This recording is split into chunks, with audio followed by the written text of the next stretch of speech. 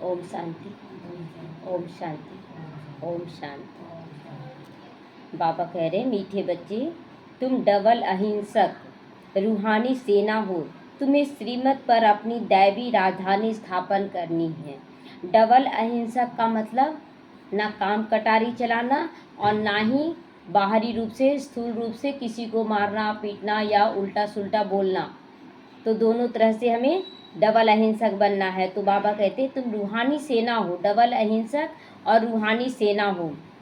श्रीमत पर अपनी दैवी राजधानी स्थापन करनी है। श्रीमत पर, बाबा के श्रीमत पर ही हम अपना देवी देवताओं का साम्राज्य स्थापन कर सकते हैं। अगर आप श्रीमत पर नहीं चलते हैं तो पल पल हमें हार का सामना करना पड़ता है। जीत होगा, अंतिम में होगा, लेकिन पहले हमें चलना पड़ेगा उस राहों पर। बाबा कहता ना कि ये ऐसी राह है ना जिस पे चलना भी है, संभलना भी है। प्रश्न है, तुम रूहानी सेवाधारी बच्चे सभी को किस बात की चेतावनी देते हो? सबको आज चेतावनी क्या देते हैं? उत्तर है, तुम सभी को चेतावनी देते हो कि यह वही महाभारत लड़ाई का समय है। अब यह पुरानी दुनिया विनाश होना है। ये बार बार सबको बोला जा रहा है कि विनाश बहुत जल्दी, बार बार सावधानी चेतावनी सब दिया जा रहा है। जो बच्चे संभल रहे हैं वो संभल जाएंगे, सफल कर लेंगे, और जो नहीं संभल रहे वो विनाश को प्राप्त करेंगे। तो बाप नई दुनिया स्थापन करा रहे हैं। विनाश के बाद फिर जय जयकार होगी। किनकी जय जयकार होगी? बाबा के बच्चों की जय जयकार होगी, जो बच्चे बहुत अच्छे से चल रहे हैं। तुम्हें आपस में मिलकर राय करनी चाहिए किस बात की? कि विनाश के पहले सबको बाप का परिचय कैसे दिया जाए, एक भी आत्मा छूट ना जाए, सबको बाप का परिचय देना है। गीत बजा है, तूने रात गवाई सोई के, दिन गवाया खाई के, हीरे जैसा जन्म रे बंदे कौड़ी दिया बिताई के। तो हीरे जैसा, ये भक्ति मार्ग का गाना है, लेकिन अगर ये सुंदर सा हीरे जैसा जीवन मिला है संगम युग का, अगर इसमें भी हम गफलत करते रहे, दुनिया के आकर्षणों में पड़े, तो खराब कर देंगे। ओम शांति। बाबा समझा रहे हैं, ऊंचे से ऊंचा है भगवान, फिर उनको ऊंचे से ऊंचा कमांडर इन चीफ आदि भी कहो, क्योंकि तुम सेना हो ना। तो बाबा हमें डायरेक्शन देता ना कि बच्चे तुमको ऐसे माया से लड़ाई करनी है। आप देखेंगे कि भीम भी सारे सबको मारा, सारे कौरवों को मारा, लेकिन युक्ति से मारा, सामने से मारा नहीं, सामने से नहीं मारा। लास्ट में जब दुर्योधन को मार रहा था भीम, तो बार बार मार रहा था, बार बार वो ठीक हो जा रहा था, उठ जा रहा था।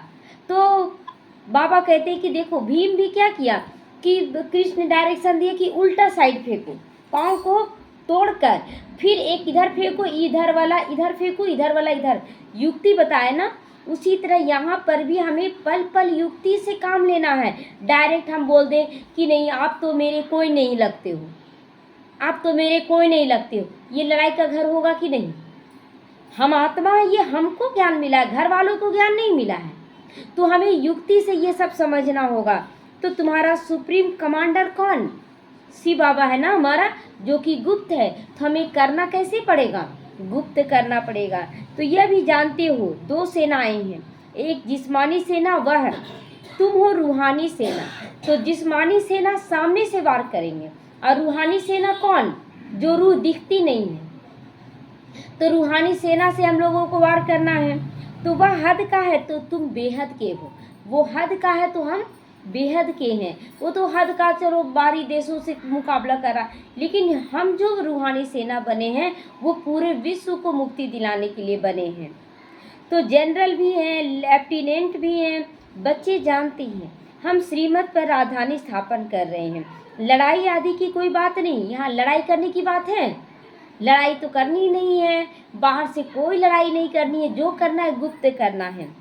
हम सारे विश्व पर फिर से अपना दैवी राज्य स्थापन कर रहे, सारे विश्व पर। अभी देखिए घर के कोने पर भी हमारा अधिकार नहीं है। अधिकार है, ये उसका कमरा, ये उसका कमरा बोलते हैं, लेकिन किसी पर अधिकार नहीं है।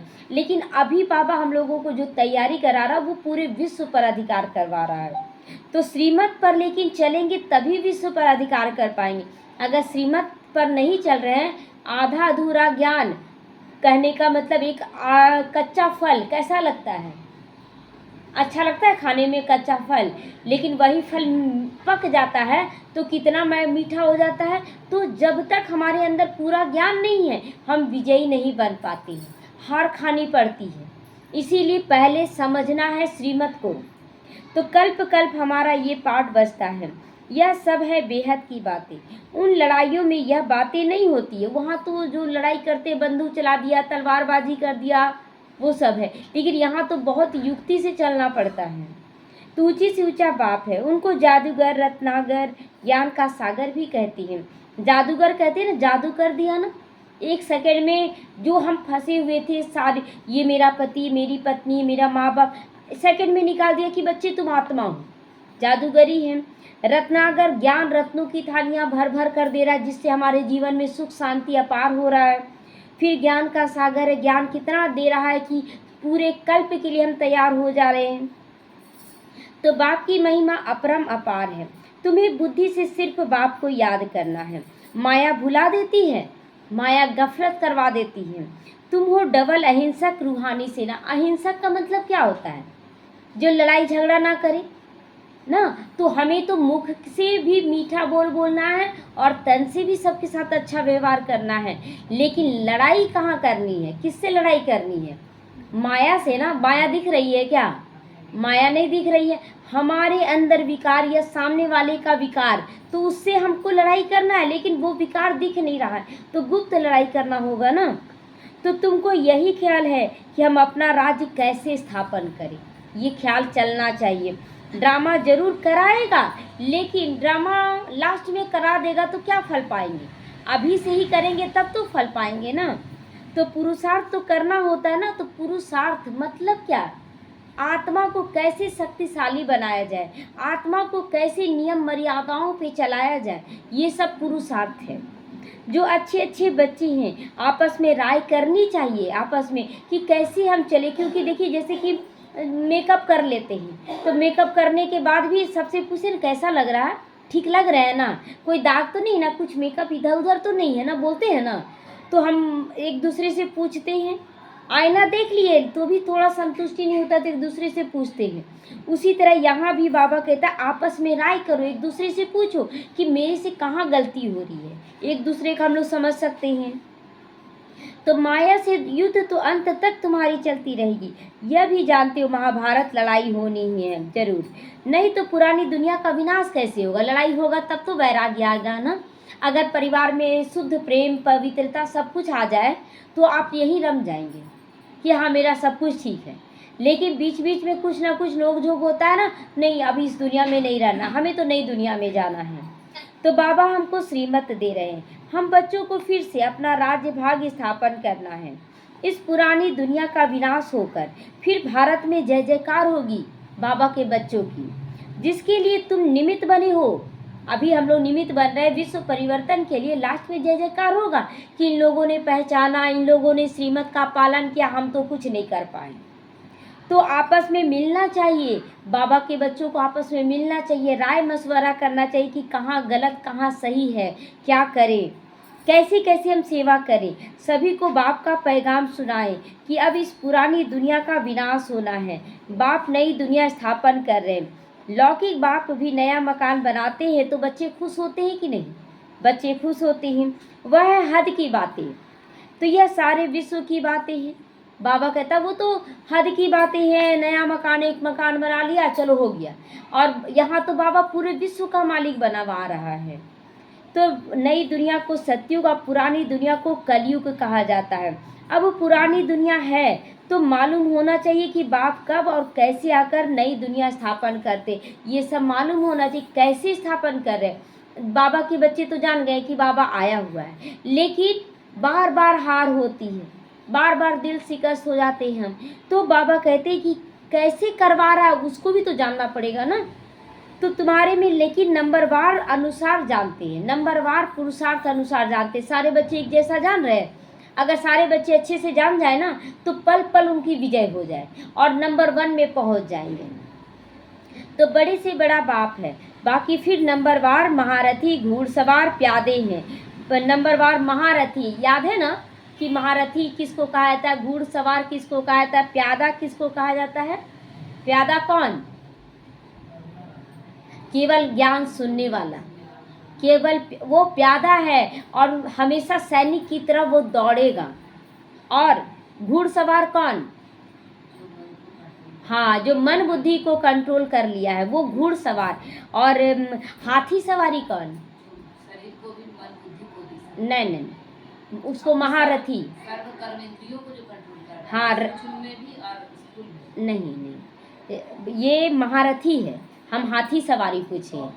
हाँ, केवल जो शरीर की कर्मेंद्रियों को, जैसे लहसुन प्याज छोड़ दिया, शरीर से कोई विक्रम नहीं, तो वो हाथी सवारी है। और महारथी जो मन बुद्धि के साथ साथ सारी कर्मेंद्रियों को कंट्रोल कर लिया, वो महारथी है। और जो महारथी है वही तो सिंहासन का अधिकारी बनेगा।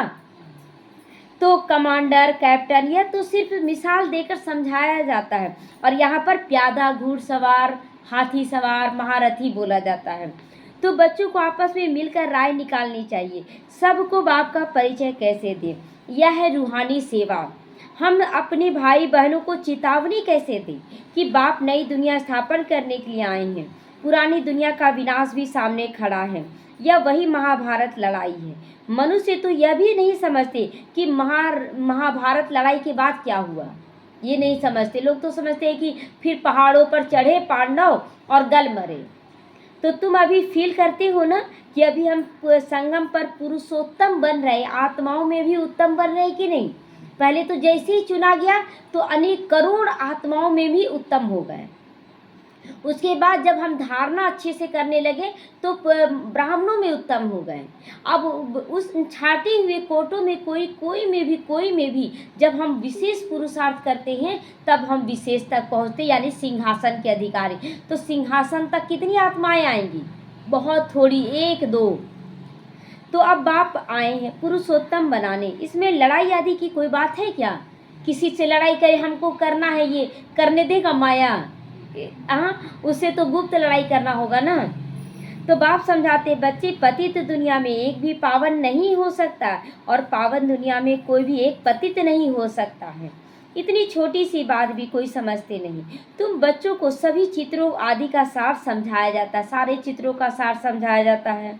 भक्ति मार्ग में मनुष्य जब तप दान पुण्य आदि तो करते हैं, उससे अल्पकाल के लिए कागविष्टा के समान सुख की प्राप्ति हो जाती है। 1000 रुपया कमाया, चलो 50 रुपया का लड्डू पेड़ा चढ़ा दिए भगवान को, तो प्राप्ति कितना? 1000 रुपया का होगा, 50 रुपया का होगा ना। लेकिन जब बाबा में आते हैं हम लोग सर्वस्व समर्पण करते हैं, तन मन धन जीवन समय श्वास संकल्प, तो प्राप्ति भी कैसी होती है? बेहद की प्राप्ति होती है। परंतु जब कोई यहाँ आकर समझे तब ये बातें बुद्धि में बैठे ना कि समर्पण कैसे किया जाता है। तो यह तो है भक्ति का राज। यहाँ ज्ञान रिंचक भी नहीं है। जो बच्चे केवल ज्ञान सुन रहे, समझ नहीं रहे, उनको भी प्यादा ही कहा जाएगा। और यही कारण है कि प्यादा सोचते कि हम महारथी बन जाएं, तो वही लड़ाई झगड़ा होने लगता है। और ज्ञान तो सब है, लेकिन न योग है, न धारणा है, न सेवा है, कर नहीं पा रहे, कैसे करना है।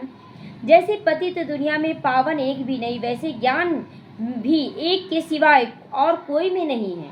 एक शिव बाबा में ज्ञान है, बाकी किसी में ज्ञान था? ब्रह्मा बाबा में भी नहीं था। तो वेद शास्त्र आदि सब भक्ति मार्ग की है, सीढ़ी उतरनी है। अब तुम ब्राह्मण बने हो, लेकिन नंबरवार से ना हो। सब नंबरवार एक जैसा है? ब्रह्मा बाबा की तरह है? नहीं है। क्यों? वो अपने बेटों से लड़ाई किए क्या? अपनी पत्नी से लड़ाई किए? किसी से लड़ाई नहीं की। यहाँ तक कि उनका समधी इतना विरोधी बना, लेकिन मुख से एक गलत शब्द नहीं निकाले, कुछ नहीं, कोई बात नहीं, बच्चे हैं कह के। तो मुख्य जो कमांडर, कैप्टन, जनरल आदि है ना, उन्हों को आपस में मिलकर राय करनी चाहिए कि मुझे कैसे आगे बढ़ना है, हम बाबा का संदेश कैसे देवें। बच्चों को समझाया जाता है मैसेंजर, पैगंबर अथवा गुरु एक ही होता है, बाकी सब भक्ति मार्ग के हैं। संगम युगी सिर्फ तुम हो, बाबा के बच्चे ही केवल संगम युगी, बाकी सब हैं। अगर बोल दे कि हम भी कोई बोलेगा भी नहीं कि हम संगम युगी हैं, बाबा के बच्चे ही बोलेंगे। तो यह लक्ष्मी नारायण एम ऑब्जेक्ट बिल्कुल एक्यूरेट है। लक्ष्य क्या है हमारा? लक्ष्मी नारायण को देखना, ये पोस्ट हमको लेना है। तो इस पोस्ट को बार बार देखते रहेंगे, कहीं उसके परिवार तक तो पहुँचेंगे ना। तो भक्ति मार्ग में सत्यनारायण की कथा, सत्यनारायण की कथा, तीजरी की कथा, अमरनाथ की कथा बैठकर सुनाते रहते हैं। अर्थ कुछ समझते हैं क्या होता है? कुछ नहीं, इतना कथा सुनते आए। नारायण की कथा तो रट अंदर में पूरा बैठ गया था, क्या क्या है, लीलावती का, बनिए का, राजा का, सबका कहानी बैठ गया, लेकिन समझ में कुछ भी नहीं आया था। तो अभी बाप तुमको सच्ची सत्यनारायण की कथा सुना रहे, सच्ची सच्ची श्री सत्यनारायण की कथा सुना रहे। श्रेष्ठ कैसे बने, आत्मा स्वरूप में कैसे आए, फिर नारायण पद कैसे प्राप्त करें। भक्ति मार्ग में पास्ट की बातें हो गई जो होकर जाती हैं, उनकी याद में फिर मंदिर बना देते हैं। मंदिर देखते ना, अभी हम लोग कहीं जा रहे थे तो एक बूढ़ी माता का देखे ना, कुर्सी में बैठी हुई है और उनका मूर्ति बनाकर और मंदिर बना दिया गया छोटा सा। तो वो भी भिखारी थे लेकिन उसका मंदिर बनाया। तो लक्ष्मी नारायण होकर गए, उनका भी मंदिर बनाया गया। फिर तो जैसे शिव बाबा भी तुमको पढ़ा रहे हैं, फिर भक्ति मार्ग में यादगार बनाएंगे। हम लोग क्या करेंगे, शिव बाबा अभी पढ़ा रहे हैं और फिर द्वापर युग आएगा तो शिव बाबा का मंदिर हम लोग बनवाएंगे। तो सतयुग में शिव और लक्ष्मी नारायण आदि का कोई चित्र नहीं होता, सतयुग त्रेता में कोई चित्र नहीं होता। ज्ञान बिल्कुल अलग, भक्ति बिल्कुल अलग हो जाएगी, यह भी तुम जानती हो। इसीलिए बाप ने कहा है बच्चे इस समय hear no evil talk no evil, मतलब ना बुरा सुनना है, ना बुरा बोलना है, ना बुरा देखना है, ना बुरा सोचना है और ना बुरा करना है। तो कितना बाबा बार बार बोलता है, फिर भी बच्चे क्या करते हैं ना, उल्टा सुल्टा बोल ही देते हैं, उल्टा सुल्टा सोचते ही रहते हैं, अरे ये ऐसा ही बदलेगा ही नहीं। अरे बाबा कभी बोला नहीं बदलेगा, हम बोल देते हैं। तो बाबा कहते हैं इस पर अटेंशन दो। तुम बच्चों को भी कितनी खुशी है, नई दुनिया हमारे लिए तो बनी रही है, फिर क्यों गम, हम अच्छे से अच्छा सहन कर लें। ठीक है, थोड़ा सहन भी करना पड़े, क्या हर्जा है। सुख धाम की स्थापना, अर्थ बाबा हमको फिर से डायरेक्शन दे रहे हैं। सुख धाम की स्थापना के अर्थ हमें डायरेक्शन दे रहे कि बच्चे अभी सहन कर लो, और जो सहन करता वो शहंशाह बन जाएगा। तो उसमें भी नंबर 1 डायरेक्शन देते हैं कि पावन बनो। पावन क्या है, पावन क्या है कि हम तन से भी पवित्र हैं तो अपने मन बुद्धि से भी पवित्र बन जाए, कुछ भी अंदर में कीचड़ा ना रहे। पतित तो सभी है ना, तो जो अच्छे अच्छे बच्चे हैं उन्हों को आपस में मिलकर राय करनी चाहिए। आज बाबा बार बार ये दिलवाया टेंशन कि बच्चे आपस में राय करो एक दूसरे का, जैसे कि कहीं भी जाते हैं तो कैसे सेवा करें, कैसे बोलें, या हमारे अंदर क्या क्या कमियां हैं एक दूसरे को साझा करें। तो सर्विस को कैसे बढ़ाए जब तक हम खुद पावन। अभी देखते हैं बहुत बच्चे सेवा करना चाहते लेकिन राय नहीं लेना चाहते, करना नहीं, इसीलिए वो आगे बढ़ पा रहे हैं, चलते चलते रुक जाते हैं, चलते चलते रुक जाते हैं। फिर बोलते हैं क्या, बाबा तो हमको बढ़ा ही नहीं रहा है, दोष दे देते हैं बाबा पर। तो गरीबों को कैसे मैसेज दे, बाप को कल्प पहले मिसल आया है, बाप तो आया है, कहते अपने को आत्मा पहले समझो, मुझ बाप को याद करो। राजधानी जरूर स्थापन होनी है, समझेंगे जरूर, वो समझेंगे जरूर, लेकिन उसके पहले क्या करना है, अपनी स्थिति को पावरफुल करना है। जो देवी देवता धर्म के नहीं है वो नहीं समझेंगे, लेकिन उसके लिए क्या उल्टा सुल्टा शब्द निकालें कि ये तो बगुला है, ये तो ऐसा है, नहीं, वो उनके साथ भी तो हम लोग को आना है। केवल सतयुग में रहना है क्या, द्वापर में आएंगे, अभी आप उनको बगुला कह रहे हैं ना, द्वापर में वो आपको चढ़ने नहीं देंगे मंदिर में, है ना, मंदिर हम ही लोग बनाएंगे, लेकिन फिर जब दूसरे जन्म में आएंगे तो वो चढ़ने नहीं देंगे। ऐसा करना है नहीं, हमें सबके लिए सुभावना रखना है। तो विनाश काले ईश्वर से विपरीत बुद्धि हो जाती है, यही है विपरीत बुद्धि। तुम बच्चे जानते हो हमारा धनी है बैठा हुआ, हमें देख रहा है कि हमें क्या हो रहा है मेरे साथ, वो सब ठीक करेगा, लेकिन हम पहले ठीक हो जाएं। इसीलिए तुम्हें ना विकार में जाना है और ना लड़ना झगड़ना है, कुछ नहीं बोलना है। विकार क्या है, हमारे अंदर विकार है, केवल बाहरी विकार को लोग छोड़ना, विकारों से मुक्त समझ लेते हैं और उसके बाद अपने विकार से मुक्त होकर अरे बेटा बेटी का शादी करना है ना, वो बहुत सुंदर है, उसकी बहू बहुत सुंदर है, उसका दामाद बहुत सुंदर है, ये सुंदरता का चर्चा ही क्यों है, तो शरीर को हम देख रहे हैं तब ना। तो बाबा कहता है ना तुम्हें विकार में जाना है, ना जाने का मतलब क्या हुआ कि ना हमारे शरीर से कोई विकारी कर्म हो, ना मेरे मन बुद्धि में शरीर का आकर्षण हो, ये है विकार। तो बाबा कहते और ना ही लड़ना झगड़ना है, नहीं हम ऐसे करेंगे वैसे, और सामने वाला तो बेचारा बच्चा है ना। तो तुम्हारा ब्राह्मण धर्म बहुत ऊंचा है समझो, वह शूद्र धर्म के हैं, तुम ब्राह्मण धर्म के हो, वो शूद्र हैं, अभी हम ब्राह्मण बने हैं। तो शूद्रों के साथ अभी हम तो रह कर आए हैं ना, अब अचानक छोड़ देंगे तो हम कहाँ जाएंगे। तो फिर बहुत बैलेंस करके चलना होगा। वह चोटी पर, वह तुम चोटी हो तो वो पैर है। अब पैर को आप बोलिएगा चोटी जैसा सोचे तो सोचेगा, नहीं सोचेगा ना, तो आपको युक्ति से चलना होगा ना हमें। चोटी के ऊपर है ऊंचे से ऊंचा भगवान निराकार, तो इन आँखों से न देखने के कारण विराट रूप से में चोटी ब्राह्मण और शिव बाबा को दिखाई नहीं देते हैं। दिखाई देता है, जैसे आँख तो यहाँ है तो चोटी देख पाते हैं, अब चोटी के ऊपर है शिव बाबा, उसको कैसे देखेंगे। तो इसीलिए उसको गुम कर दिया गया है। सिर पे कहते हैं देवता, क्षत्रिय, वैश्य, शूद्र। तो जो देवता बनते वही फिर पुनर्जन्म में लेकर क्षत्रिय बनते हैं, फिर वैसे बनते हैं, शूद्र बनते हैं। विराट रूप का भी अर्थ कोई नहीं जानता। अभी तुम समझते हो तो करेक्ट चित्र बनाते हैं, अभी करेक्ट चित्र बना रहे हैं। शिव बाबा भी दिखाया और ब्राह्मण भी दिखाएं। तुमको अब सबको मैसेज देना है कि अपने को आत्मा समझकर बाप को याद करो। आत्मा समझेंगे नहीं ना जब तक, तब तक धारणा सही से नहीं होता है, कुछ ना कुछ विघन पड़ता है। तुम्हारा काम है सबको मैसेज देना। तो मैसेज कैसे देना, केवल बोलकर मैसेज। लोग कल भी बाबा बोला ना कि तुम्हारे कर्म ही प्रत्यक्ष करेंगे बाबा को। अब हम कर्म ही ना करें तो कैसा होगा। तो जैसे बाप की महिमा अपरंपार है, वैसे भारत की भी महिमा अपरंपार है, क्योंकि यहाँ भगवान आते हैं, यहाँ ही हम ब्राह्मण पुरुषार्थ करते हैं, यहाँ ही देवी देवताओं का राज्य होता है। तो यह भी 7 रोज कोई सुने तब बुद्धि में बैठे। कहते फिर फुर्सत नहीं है। अरे आधा कल्प पुकारते आए हो, अब वह प्रैक्टिकल में आया है तो बोलते फुर्सत नहीं है। भक्ति मार्ग में कितना करते थे, कोई बोल दिया नंगे पांव चल कर जाओ, छाला पड़ जाए तो भी चलते रहो, चलते गए, भूखे प्यासे रहो, कर लिए। और जब भगवान सच में आ गया तो बोलते फुर्सत नहीं है।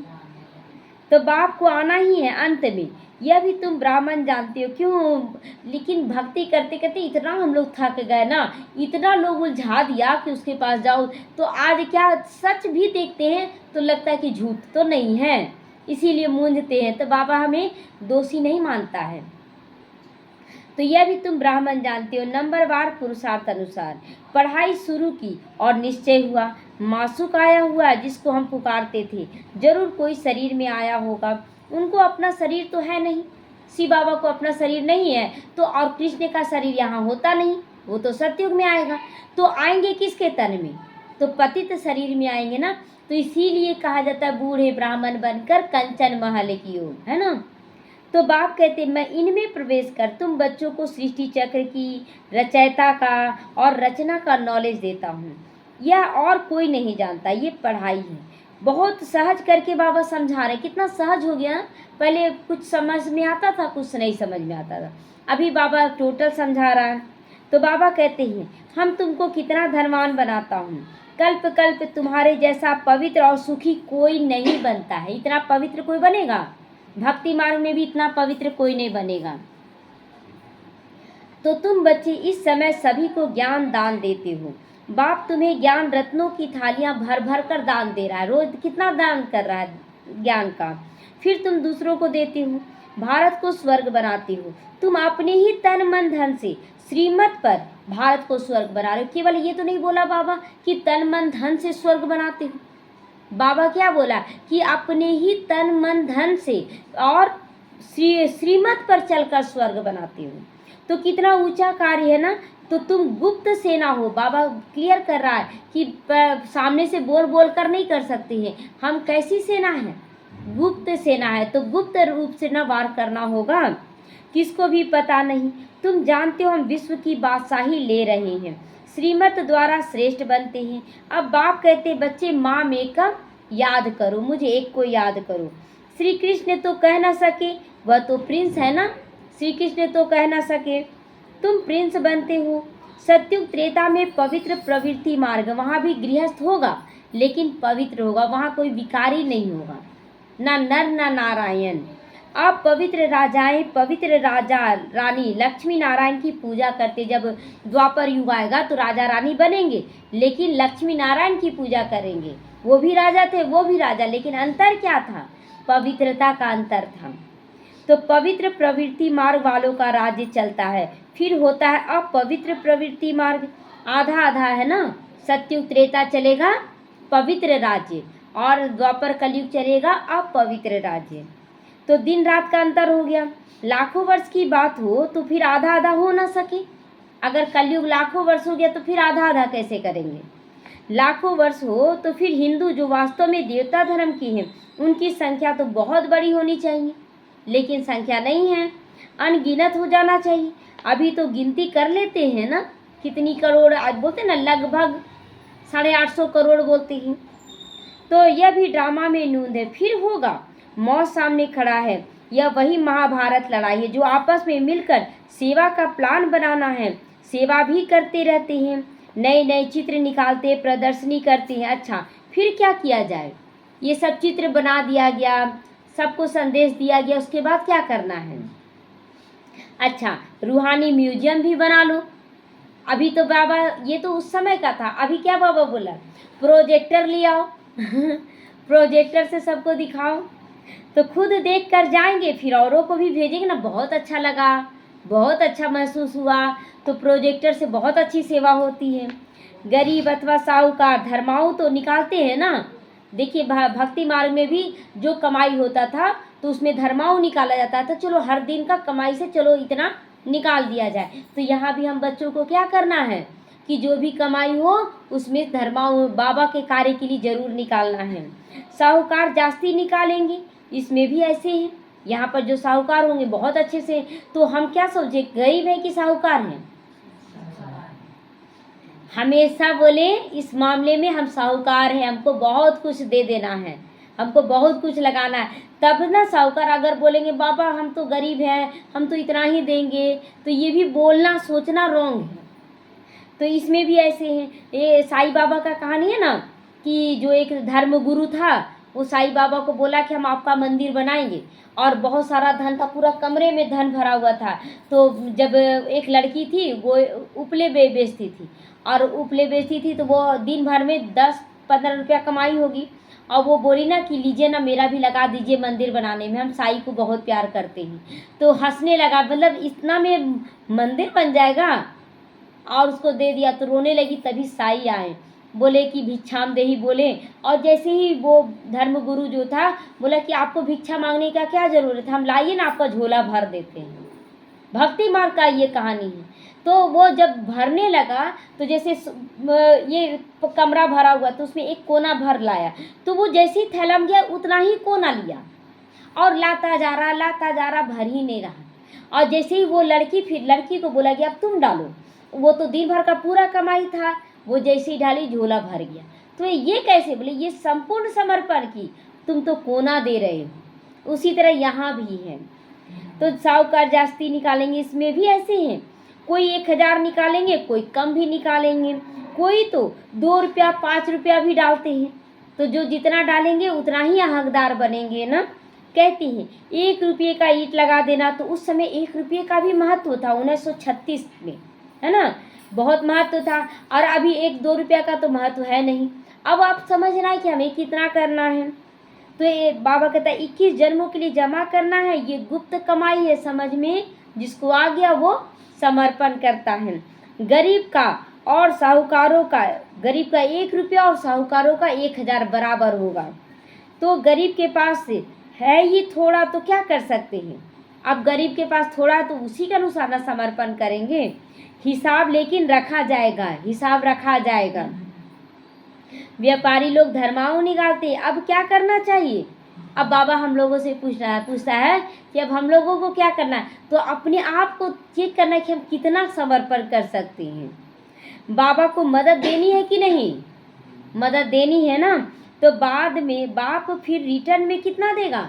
21 जन्मों का रिटर्न देते हैं। तो बाप आकर गरीबों को मदद करते हैं। अब यह नई दुनिया नहीं रहेगी, सब मिट्टी में मिल जाएगा। रोज रोज बाबा चेतावनी, अभी देखिए इतना बारिश कभी होता था कितना हो रहा है, कहीं एरोप्लेन क्रैश कर जा रहा है, कहीं कुछ हो रहा है, कहीं रोज सुनने को मिल रहा है, युद्ध चल रहा है। तो सब एकदम धीरे धीरे बाबा के बच्चों को चेतावनी है, बाहर वालों को नहीं। तो यह भी जानते हो स्थापना तो जरूर होनी है, कल्प पहले मुआफी। निराकार बाप कहते बच्चों देह के सर्वधर्म का त्याग करो। सर्वधर्म का त्याग बाहरी रूप से नहीं, हम पति को छोड़ दे, हम पत्नी को छोड़ दे, हम बच्चों, ऐसा बोला बाबा। हमें आत्मा समझना है, समझना ही त्याग हो गया, समझना ही त्याग हो गया। हमको बोलने का नहीं, फिर उनके साथ रहकर हमें कर्तव्य पालन करना है। तो एक बात को याद करो, यह ब्रह्मा भी रचना है ना। ब्रह्मा किसका बच्चा है, किसने क्रिएट किया ब्रह्मा को? शिव बाबा ने। तो ब्रह्मा विष्णु शंकर को कैसे क्रिएट करते हैं, ये सब सारी बातें बाबा भी बैठकर समझाते हैं। यह भी कोई नहीं जानता, बाप आकर सत्य बात समझाते। ब्रह्मा भी जरूर मनुष्य सृष्टि में ही होगा ना, ब्रह्मा कहाँ से निकला? इसी मनुष्य सृष्टि से निकला। ब्रह्मा की वंशावली गाया हुई है, तो गाई हुई है, तो अभी ब्रह्मा की वंशावली कौन? हम ब्राह्मण बच्चे। तो भगवान मनुष्य सृष्टि की रचना कैसे करते हैं, यह कोई नहीं जानता। ब्रह्मा तो यहाँ होना चाहिए ना।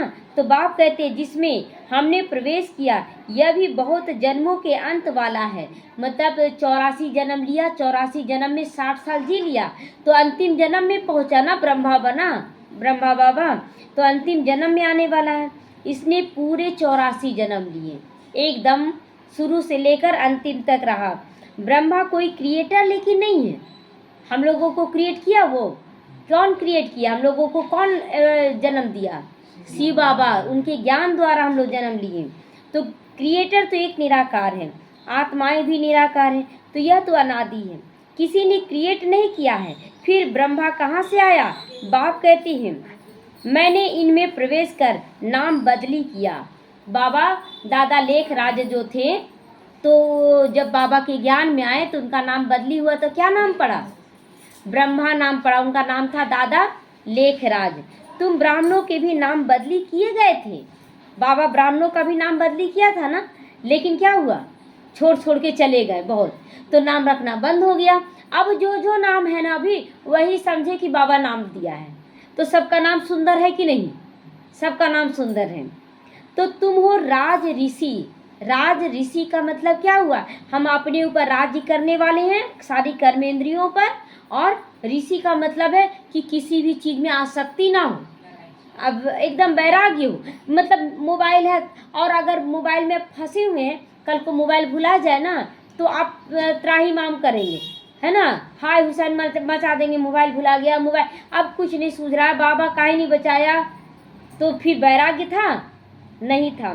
तो शुरू में संन्यास कर साथ में रहने लगे, नाम बदली कर दिया। फिर देखा माया खा गई, तो माला बनाना, नाम रखना बाबा छोड़ दिया, क्योंकि बच्चे भागने लगे।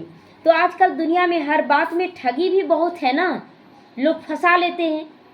अभी ब्रह्मा कुमारी के नाम पर कितने लोग आ गए हैं, दूसरे दूसरे मंडली बना दिए। तो दूध में भी ठगी हो रही है ना, दूध में भी पानी मिलाया जाता है। तो सच्ची चीज़, अभी देखिए दूध भी बहुत वैरायटी का निकल गया ना, मिला। हाँ, दूध में भी ठगी, सच्ची चीज़ तो मिलती नहीं। बाप के लिए भी ठगी है ना, अभी बाप के लिए ठगी नहीं है। शिव बाबा आया है ब्रह्मा तन में, अब दूसरे भी बोल रहे हैं कि मेरे तन में भी आ रहा है शिव बाबा, तो ठगी है ना। तो ये शुरुआत से ही ठगी हो रहा है, स्वयं को ही भगवान कहलाने लगती है। अभी तुम बच्चे जानती हो आत्मा क्या है, परमात्मा क्या है। जो सच्चा ज्ञान ले लिया वो कहीं मूंझेगा? कहीं नहीं मूंझेगा। तो तुम्हारे में भी नंबरवार पुरुषार्थ अनुसार जानते हैं, इसीलिए मूंझते हैं। जो नंबरवार हैं तो नंबरवार ही ग्रहण करेंगे। तो बाप जानते हैं कौन कैसे पढ़ते हैं और कैसे फिर पढ़ाते हैं। पढ़ने वाले भी नंबरवार, तो पढ़ाने वाले भी नंबरवार हो गए। जो जितना अच्छे से पढ़ेगा उतना अच्छे से पढ़ाता है कि नहीं। तो क्या पद पाएंगे, अब समझ में आता है कौन कितना पद पाएगा। निश्चय है हम बाप द्वारा वर्ल्ड का क्राउन प्रिंस बन रहे हैं, क्राउन प्रिंस, ताजधारी बन रहे हैं। तो ऐसा पुरुषार्थ करके अभी दिखलाओ, हम क्राउन प्रिंस बने। कौन सा? लक्ष्मी नारायण बने, और प्रिंस यानी राधे कृष्ण बने। राधे कृष्ण कोई अलग नहीं, वो एक पोस्ट है जो हमें लेना है। तो हम क्राउन प्रिंस बने, फिर 84 जन्म चक्र लगाया, फिर बनते हैं, यह है नर्क, इसमें कुछ भी नहीं रहा। फिर बाप आकर भंडारा भरपूर कर काल कंटक दूर कर देते। अभी सब खाली हो चुके हैं, फिर से भंडारा भरपूर कर रहा बाबा। तुम सबसे पूछो, वो यहाँ भंडारा भरपूर करने आए हो ना?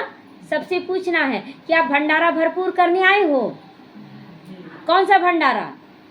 सबसे पहले ज्ञान का भंडारा भरपूर करने आए हैं, फिर शक्ति का भंडार भरपूर करें, क्योंकि ज्ञान नहीं, शक्ति नहीं तो आप कुछ नहीं कर पाएंगे। तो यही दोनों ना। तो लोग बोलते धन का भंडारा, अच्छा धन आपको मिल गया, अब फिर चोरी हो गया या फिर बीमारी आ गया, धन रहेगा। लेकिन अगर ज्ञान रहेगा, शक्ति रहेगा ना, आप सब कुछ कर सकते हैं। तो अमरपुरी में काल आ ना सके, बाप आते भंडारा भरपूर कर काल कंटक दूर करने। जो काल है ना, जो दुख बीमारी को काल है, वो सब खत्म कर देते हैं बाबा। तो वह अमर लोग या मृत्यु लोग, अचानक कमाई की है, सोचे अब घर बनाएंगे, मृत्यु हो गया, क्या है? तो अचानक कुछ भी हो सकता है, हम स्वीकार करते हुए चले। तो ऐसी मीठी मीठी बातें सुननी भी है और सुनानी भी है, फालतू बातें नहीं सुननी है। इधर उधर का झरमुही झगमुही, उसका शिकायत, उसका ये सब सुनने से क्या फ़ायदा। अच्छा, मीठे मीठे सीखी लदे बच्चों प्रति माता पिता बाप दादा का याद प्यार और गुड मॉर्निंग। रूहानी बाप की रूहानी बच्चों को नमस्ते। हम रूहानी बच्चों की रूहानी माता पिता बाप दादा को याद प्यार, गुड मॉर्निंग और नमस्ते नमस्ते, शुक्रिया बाबा शुक्रिया। धारणा के लिए मुख्य सार है, बाप विश्व का मालिक बनने के लिए पढ़ाने आए हैं। तो इसीलिए कभी ऐसा काम नहीं करना है कि हमें फुर्सत नहीं, ये बोलना भी नहीं कि मुझे फुर्सत नहीं। श्रीमत पर तन मन धन से भारत को स्वर्ग बनाने की सेवा करनी है। तन भी लगाने बोला, तन क्या है? लौकिक परिवार का भी, अलौकिक परिवार का खूब सेवा करें। कभी सेवा लेने वाले नहीं बने, सेवा देने वाले बने। तो तन का भी सेवा हो गया। मन में किसी के प्रति गलत भावना नहीं, सबके लिए शुभ भावना। कोई गाली भी दे तो उसके लिए भी शुभ भावना, चलो मेरा पाप उतर रहा है। और धन जो है वो लगाना है, ज्ञान धन भी और स्थूल धन भी। तो भारत को स्वर्ग बनाने की सेवा करनी है। आपस में बहुत मीठी मीठी ज्ञान की बातें सुननी भी है और सुनानी भी है। उल्टा सुल्टा बातें, वो ऐसा कर रहा, वो ऐसा, ये क्या है सुनने में? बहुत अच्छे से प्यार से सबको देखना है। बाप का ये डायरेक्शन है कि सदा याद रहे, हियर नो इविल, ना बुरा सोचना है, ना बुरा बोलना है, ना बुरा करना है, ना बुरा देखना है, ना बुरा सुनना है। वरदान है, हद की सभी कामनाओं पर जीत पालो, पाने वाले का काम जीत सो जगत जीत बन जाओगे। जब हम संतुष्ट हो जाएंगे तो सारी दुनिया को जीत लिए, हमको कोई आकर्षित नहीं कर सकता है। तो काम विकार का अंश सभी हद की कामनाएं हैं। जो हद की कामनाएं, हमको कोई मान दे, सम्मान दे, हमको इज्जत दे, हम ये कर ले, कुछ नहीं। बाबा पे समर्पण ही जगत जीत बनना है। तो कामना एक है वस्तुओं की, दूसरी है व्यक्तियों द्वारा हद की प्राप्तियों की, तीसरी है संबंध निभाने में, चौथी है सेवा भावना में हद की कामना का भाव। ये सब हद है, इन सब से ऊपर उठ जाना। मैं आत्मा हूँ, बस बाबा की श्रीमत पर चलकर सबकी सेवा करती रहूँ। घर में भी, बाहर में भी, सबको बहुत अच्छे से करना है। किसी भी व्यक्ति या वस्तु के प्रति आकर्षण होना इच्छा नहीं है, लेकिन अच्छा लगता है। ये क्या है? अच्छा लगता है। क्यों अच्छा लगता है? साड़ी नहीं लेना चाहते, लेकिन अच्छा लगता है मुझे। ये क्या है? बाबा कहता है नहीं, आसक्ति नहीं। अगर इसका प्रमाण क्या है? जैसे कि आप कुछ साड़ी लिए, बोले नहीं, सामने वाला जिद कर रहा था ना, ले लिए साड़ी, ठीक है, बहुत पसंद आ गया, ले लिए। अब अचानक कोई मांग बैठे, हमको ये साड़ी दे दो, तो आप देने का भी रखें तुरंत, अच्छा ठीक है ले लो, तब कहेंगे इच्छा नहीं है। लेकिन नहीं नहीं, अब पसंद आ गया, पता नहीं मिलेगा कि नहीं, तो आप तो फिर फंसे हुए। बाबा देखना चाहता है ये सब। तो यह भी काम विकार का अंश है। ये सब कामना रखना काम विकार का अंश है।